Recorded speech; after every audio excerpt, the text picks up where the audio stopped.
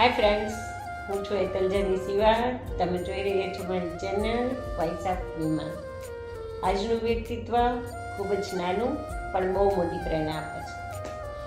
ઘણા જ સંઘર્ષો પાર કરીને પોતાનું વ્યક્તિત્વ વિકસાવી રહી છે.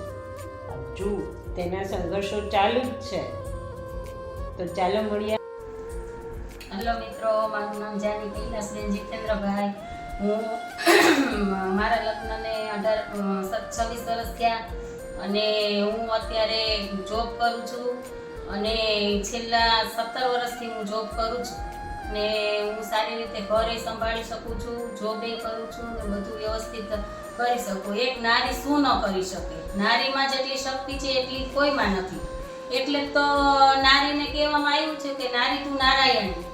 નારાયણી ક્યારે કહેવામાં આવે? કેમ કે એનામાં એટલી શક્તિ છે.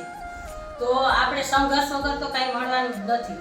તો હું જો છેલ્લા 17 વર્ષથી જોબ કરું છું તો મને ઘણી તકલીફ થઈ. ક્યારેક મારે પ્રસંગમાં જવું હોય તો ન જવાય, ક્યારેક મારે જોબ ઉપર મોડું થતું હોય, બાળકોને સંભાળવાના હોય, બાળકોનું બધું મારે એને સ્કૂલનો ટાઈમ એડજસ્ટ કરવાનો હોય, ઘરવાળાનું ટિફિન બનાવવાનું હોય, બધું પણ હું બધામાં બધી રીતે પહોંચી વળી. કેમ કે શરૂઆતમાં તો જ્યારે હું જોબ કરતી ને ત્યારે મારે 9 વાગ્યાનો ટાઈમ હતો. તો 9 વાગે તો મારે હું શેઢાઈ અહીંથી 16 કિલોમીટર દૂર થાય ત્યાં હું જોબ કરું છું.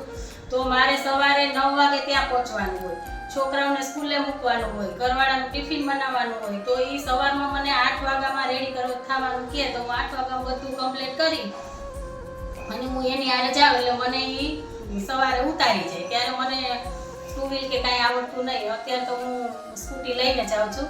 તો એ મને 8 વાગ્યામાં ત્યાં ઉતારી જાય તો હું એવા ટાઈમમાં રસોઈ, બાળકોના ટિફિન બધું બનાવીને જતી રહેતી.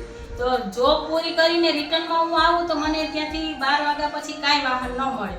તો હું રોજ 5 કિલોમીટર હાલીને આવું. એમ મેં 5 વર્ષ કર્યું.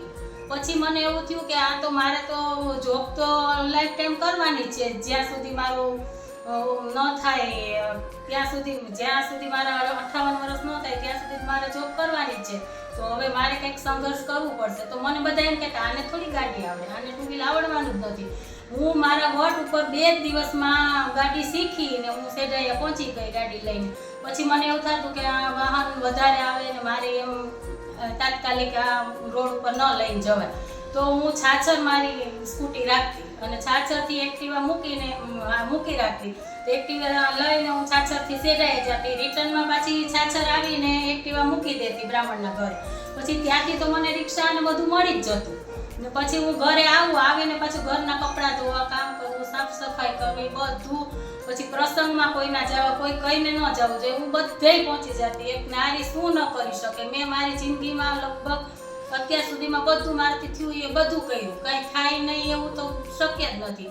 આપણામાં સંઘર્ષ હોવો જોઈએ તો સિદ્ધિ મળવાની જ છે. બાકી સંઘર્ષ વગર તો કાંઈ મળવાનું જ નથી. એટલે છોકરીઓ તો મોટી ઉંમરે લગ્ન કરે. મારા તો 18 વર્ષે જ મેરેજ થઈ ગયા હતા. તો મેરેજ પછી મેં તો ઘણો સંઘર્ષ કર્યો. અહીંયા આવીને 12મા ધોરણની એક્ઝામ આપી, પછી FY, SY, TY કર્યું, MA કર્યું. મેં MA કમ્પ્લીટ કરી નાખ્યું. અને જોબમાં પણ જો અત્યારે હું પ્રમોશનની ટોચ ઉપર છું. મારું 3જું જ નામ છે.